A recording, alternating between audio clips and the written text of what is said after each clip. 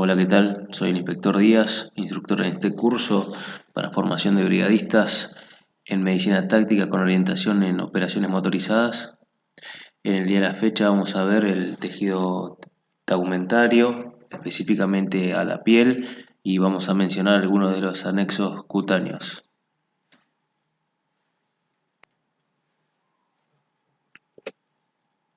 Muy bien.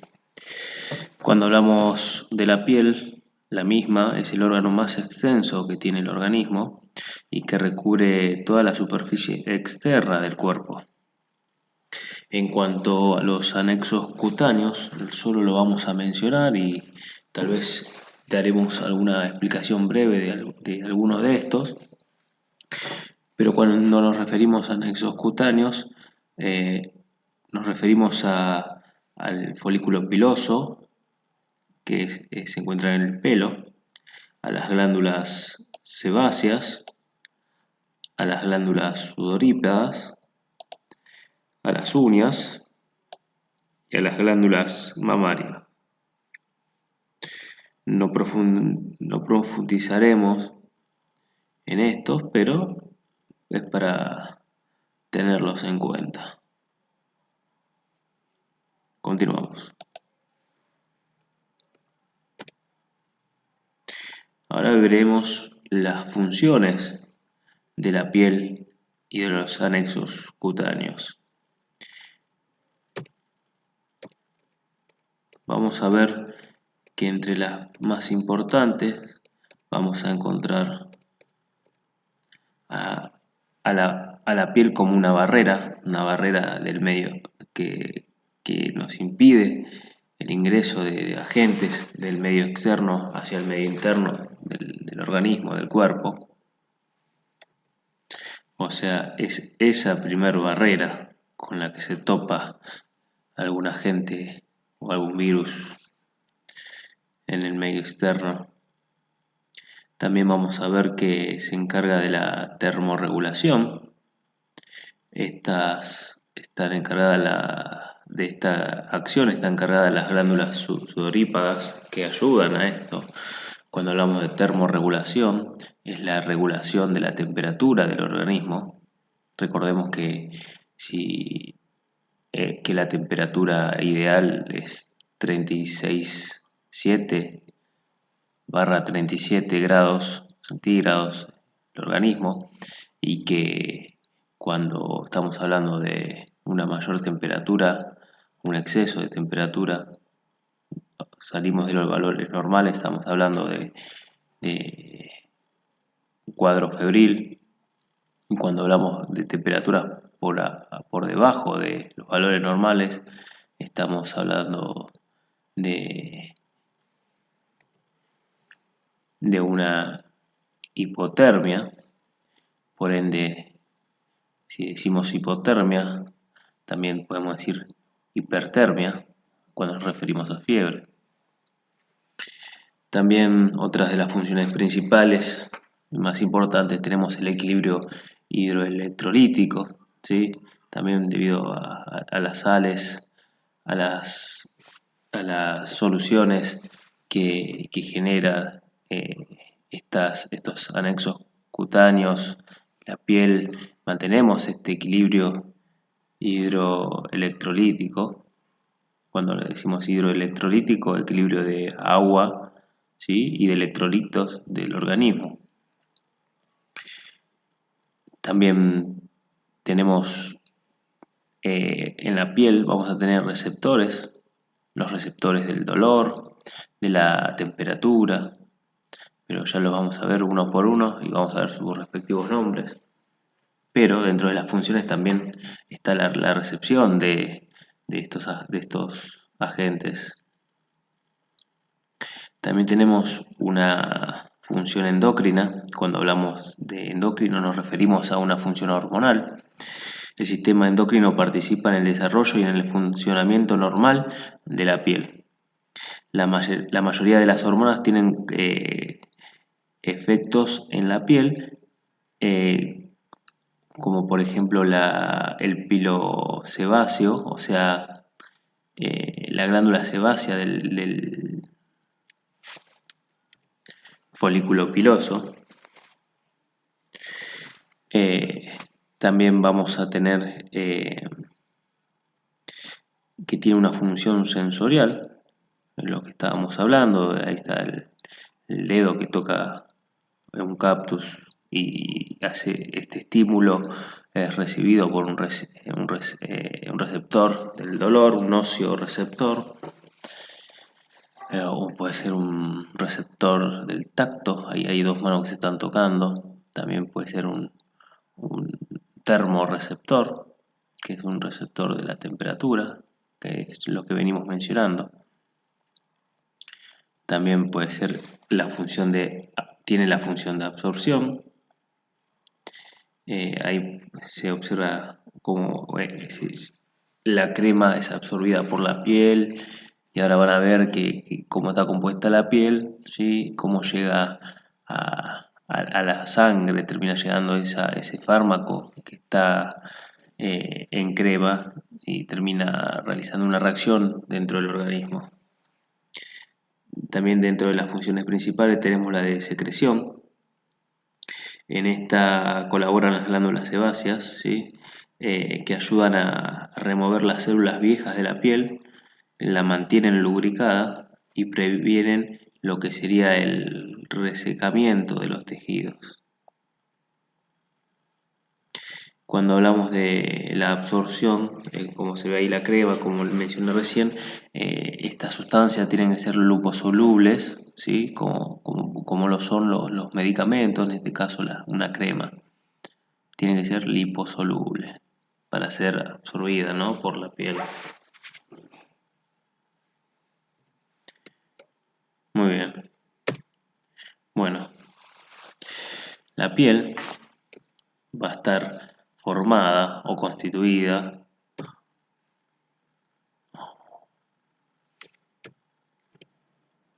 perdón, se me corre la filmina. Bueno, como decía, la piel va a estar constituida por dos estratos, por la epidermis y por la dermis.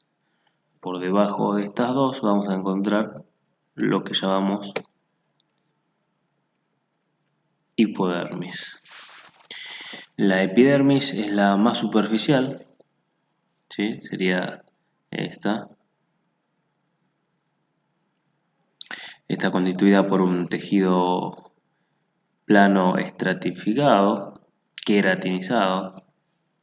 Ahora vamos a ver de qué estamos hablando, pero bueno, es a título informativo, ya que es un término netamente histológico.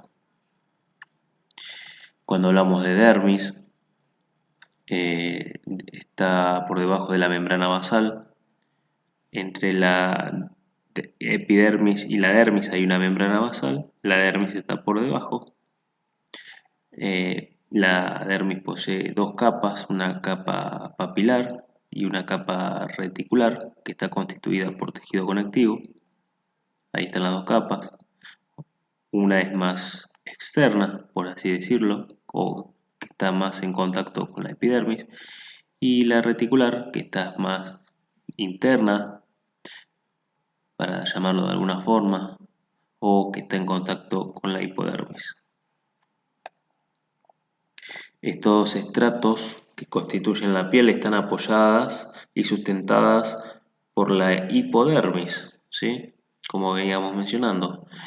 Esta está constituida principalmente por tejido adiposo, y lo que le va a dar es sustento y le va a permitir conectar a los extractos correspondientes a la piel con estructuras más profundas, como por ejemplo las fascias circulares que están por debajo de la hipodermis.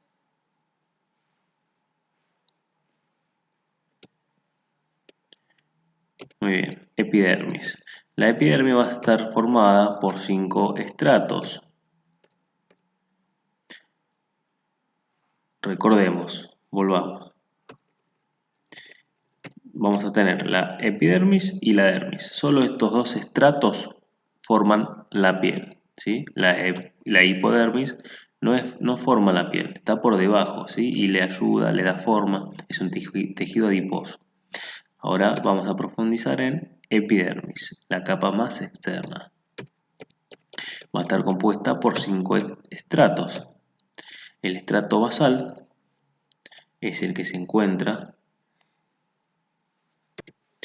más interno, se encuentra apoyado sobre la membrana basal, es el que esa membrana que mencioné con antelación. Debajo de la membrana recordemos que se encuentra la dermis.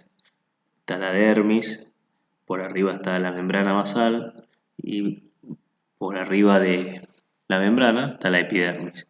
Justo entre los 5 estratos, el más interno que está apoyado sobre la membrana va a ser el estrato basal. Está constituido por una sola capa de células, que son cúbicas. Tiene un citoplasma basófilo. Y el queranotinocito va a comenzar a ascender para encontrarse en el estrato espinoso. Ahora vamos a ver lo que es un queratinocito. Pero acá el proceso de queranitización comienza en el estrato basal. También vamos a tener lo que es el estrato espinoso, que se encuentra por sobre o más externo que el estrato basal. Está formado por varias capas. Son células más grandes, acá se puede observar. Después, por encima de este estrato espinoso vamos a tener el estrato granuloso. Está formado por de una a 3 capas. Este estrato granuloso posee en su interior 2 proteínas que van a permitir la aglomeración de filamento de queratina. Por arriba de este estrato vamos a tener lo que es el estrato lúcido. Es muy acidófilo, ¿sí? Bueno, son términos histológicos, pero tengan en cuenta la posición de cada uno de estos estratos, ¿sí? Y el estrato más externo y mucho más grueso es el estrato córneo, es donde se va a va a finalizar el proceso de queranitización.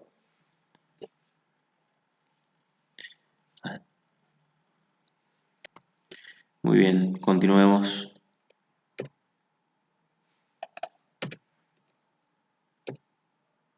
Bueno, la epidermis va a estar constituido por distintas células. El 85% de estas células van a ser los queratinocitos, perdón, y el otro 15% van a ser células que no son queratinocitos, que van a ser las células de Langerhans, las células de Merkel y los melanocitos. Vamos a ver a grandes rasgos la función de cada una de ellas, pero entendamos que la más importante, son todas importantes, pero la más conocida o la que da función a la piel es el queratinocito. Ahí podemos ver, ¿sí? Los estratos de la piel, de la epidermis que habíamos mencionado, estrato córneo, lúcido, granuloso, espinoso y el basal. Y las distintas células que se hallan en la epidermis a lo largo de, de todos estos estratos.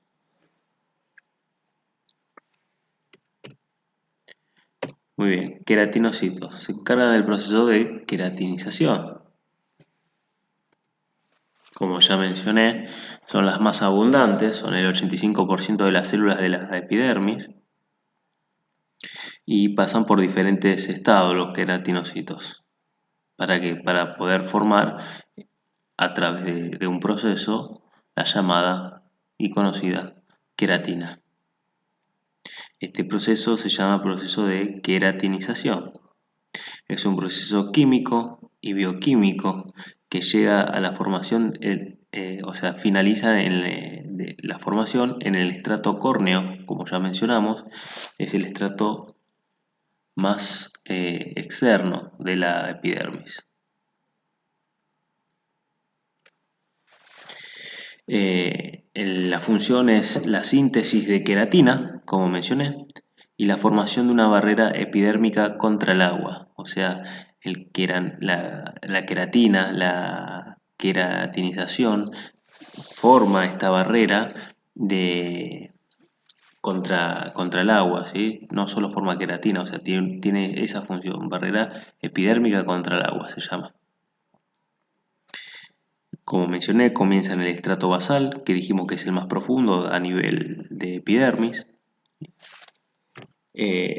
Cuando pasa este proceso va subiendo, ¿sí? Los estratos, y cuando pasa al estrato espinoso aumentan los niveles de queratina.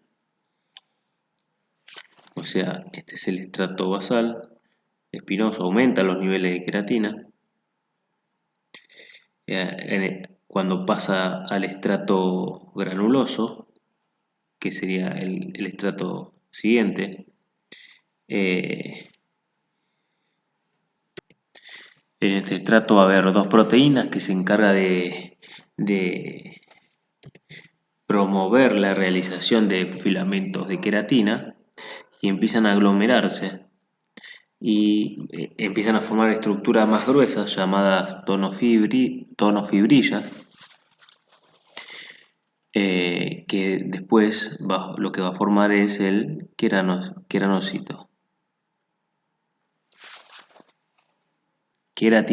perdón. Bueno, una vez que pasan al último estrato, que es el estrato córneo, como ya lo dije, se empieza hay un proceso de diferenciación donde la célula del queranocito pierde el núcleo, ¿sí? Y pierde también las organelas, ¿sí? Recordemos que el queranocito es una célula, ¿sí? que cuando llega al último estrato sufre este proceso de diferenciación, pierde sus organelas, su núcleo, y sufre apoptosis. Como se mencionó en otros videos, la apoptosis es una muerte programada de la célula. Entonces es una célula muerta. Y cuando llega a ese último estrato, donde pasa esta diferenciación celular y se produce la apoptosis, empieza a descamarse la piel. Por eso es que se ve como se descama la piel así a la luz. Son los queranocitos que sufrieron apoptosis, ¿sí? Cuando hablamos de descamar, es el cambio de pH que sufre el queranocito, ¿sí? y el proceso de diferenciación celular, y al hacerse más ácido permite la ruptura de desmosomas, que se hace que se descame la célula muerta.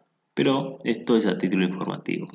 Los que tienen que saber que el proceso de queranitización lo que permite es formar los queratinocitos, ¿sí? Y a su vez formar la barrera epidérmica contra el agua.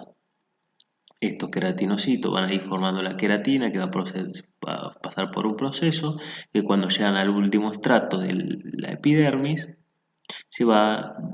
esta célula va a producir su muerte, se va a diferenciar celularmente y se va a empezar a descamar.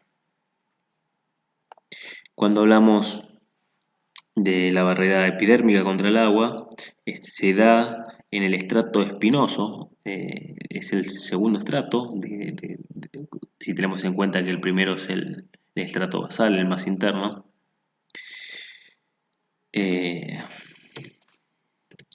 Lo que va a llegar hasta el estrato córneo, que sería el más externo, donde el lado externo tiene una capa lipídica, o sea, de lípidos, y del lado interno una envoltura compuesta por proteínas insolubles.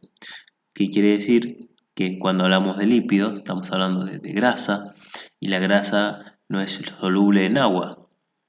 Tengamos en cuenta un ejemplo claro cuando tenemos que lavar una olla que tiene grasa y nosotros solo colocamos agua y vertimos el agua o sacamos el agua, volcamos el agua de la olla, la grasa va a seguir estando en la olla. Lo que vamos a necesitar son agentes químicos como detergente o agua caliente y una esponja para poder retirarla, si no, no va a sufrir, o sea, no es liposoluble el agua. Por eso genera esta membrana contra el agua, ya que se genera en el último estrato este tipo de membrana eh, que genera la barrera contra el agua. La función que tiene es regular el ingreso del agua desde el exterior hacia adentro y también no permite perder el agua del interior del organismo, como así también mantiene el equilibrio hidroelectrolítico, que es lo que habíamos mencionado como función primordial o principal de la piel. Muy bien. Bueno, acá vemos el proceso de queratinización, como vemos el crecimiento de la piel a lo largo de 14 días, ¿sí? Cómo va pasando por los diferentes estratos, cuando llega al final hay una descamación, pero bueno, es lo que venimos hablando.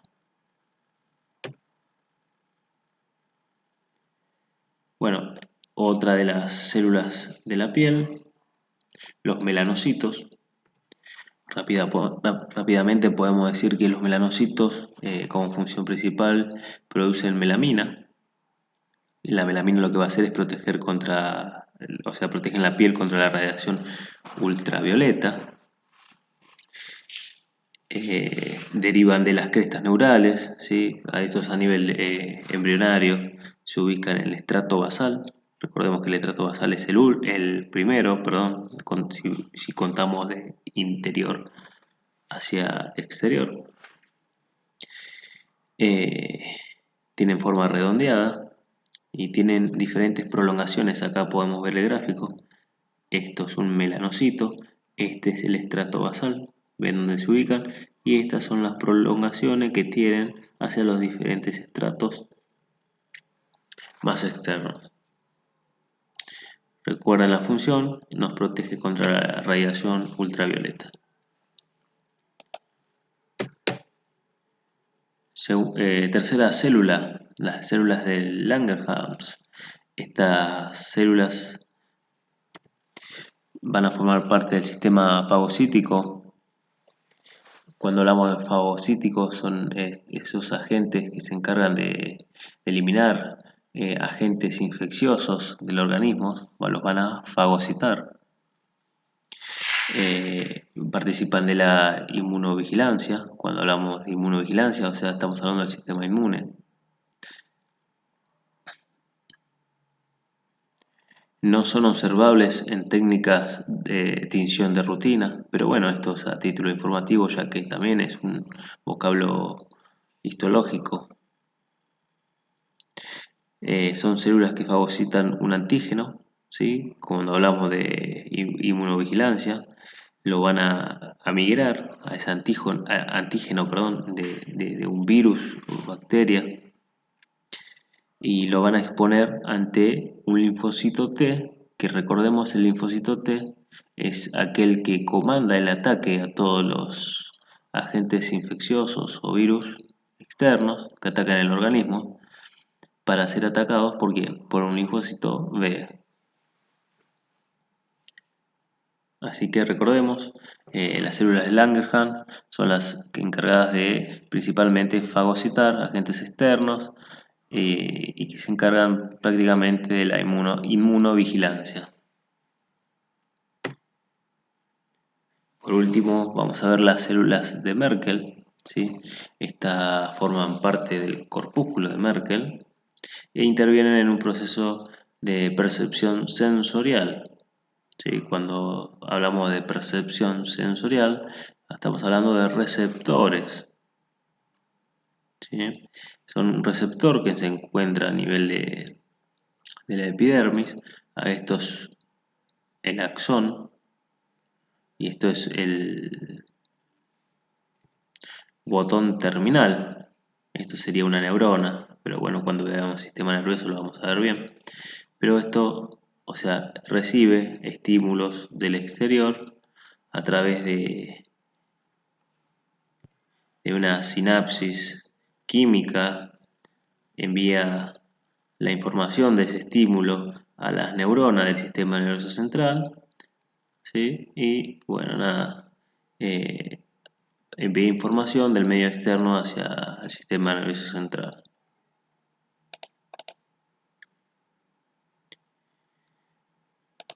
Continuemos. Bueno, pasamos ahora a lo que es la segunda capa. Recordemos que está la epidermis, membrana basal, y por debajo está la dermis. Esta segunda capa de la piel eh, está constituida por una dermis papilar, que es la más externa, y una dermis, reticular, que es más interna.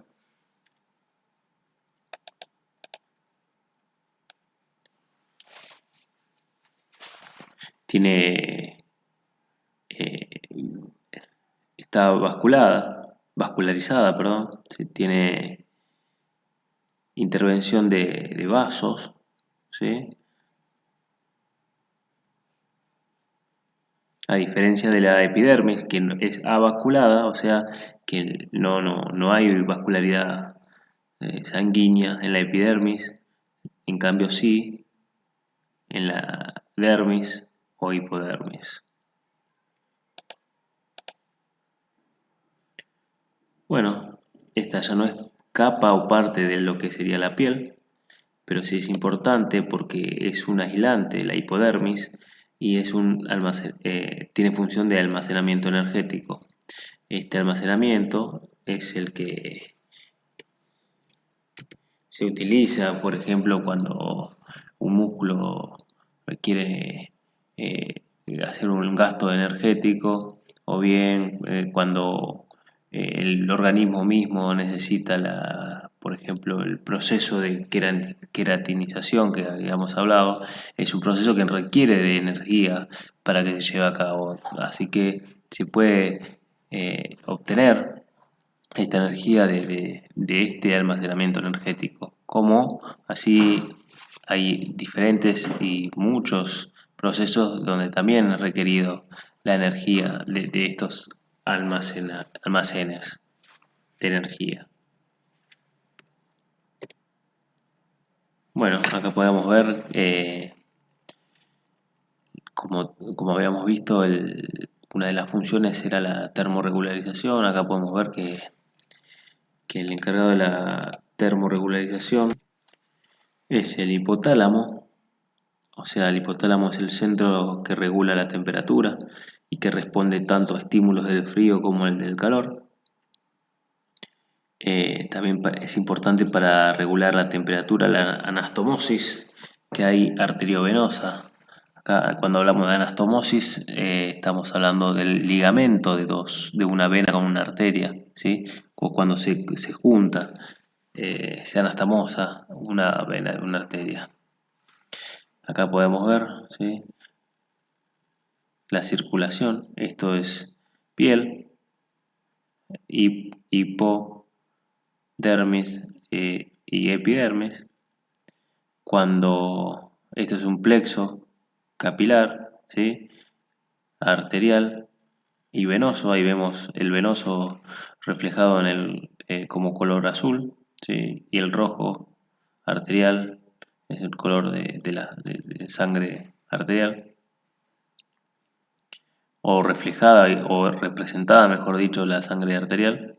Acá podemos ver que esto es una anastomosis, ¿sí?, de este lecho arterial y venoso. Acá hay otra anastomosis y acá hay otra. Y está la piel. Cuando hace frío, lo que el organismo hace es no envía circulación o sea, a extremidades muy externa, vamos a ver este ejemplo, ¿sí? De estas tres anastomosis, no radia el calor, esta anastomosis, porque mantiene el organismo la mayor cantidad de sangre en los órganos nobles, ¿sí? Para concentrar el calor del organismo. Diferente es en verano, ¿sí? Acá están cold, frío, hot, caliente, verano. Lo que hace en verano es usar esta anastomosis, ¿sí? Que es la más externa, acá pueden ver la piel, para radiar, para deshacerse del calor interno del organismo, ¿sí? Acá tienen un folículo piloso. Como en invierno hay una vasoconstricción, los vasos se contraen, por eso es que no se utiliza esto. En cambio, en verano hay una vasodilatación para poder radiar ese calor del organismo y así perder temperatura.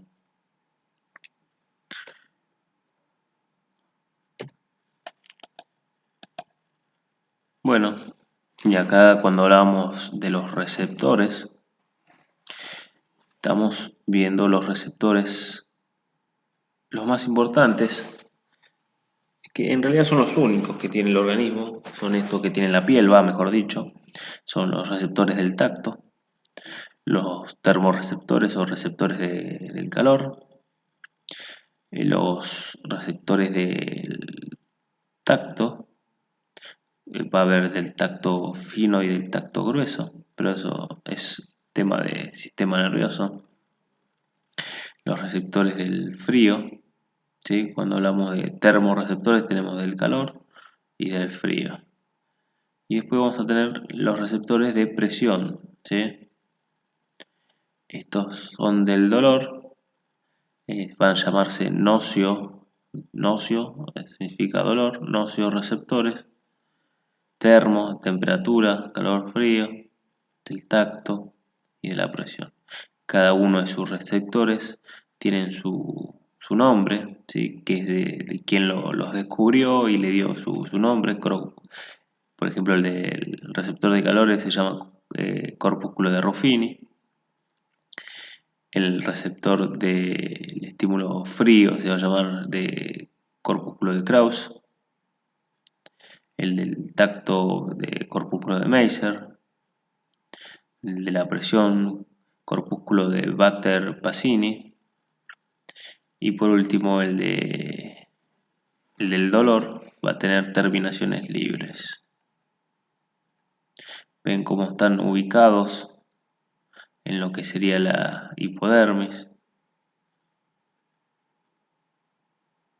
Esto es epidermis. Acá está la dermis y por debajo, perdón, esto es epidermis, esto es dermis y esto que está acá abajo, esta base lipídica grasosa sería la hipodermis. Entonces, tengamos en cuenta que ante una herida, un raspón de diferente magnitud, van a haber diferentes tipos de receptores, como por ejemplo el receptor o nocioreceptor del dolor, ¿sí? Depende de la gravedad del raspón o del corte, son los receptores que se van a ver afectados o que van a recibir el estímulo para llevar el mismo al sistema nervioso central. Bueno, clase corta, espero que hayan entendido, si no, cualquier cosa me avisan por privado. Nos vemos en la próxima, muchas gracias.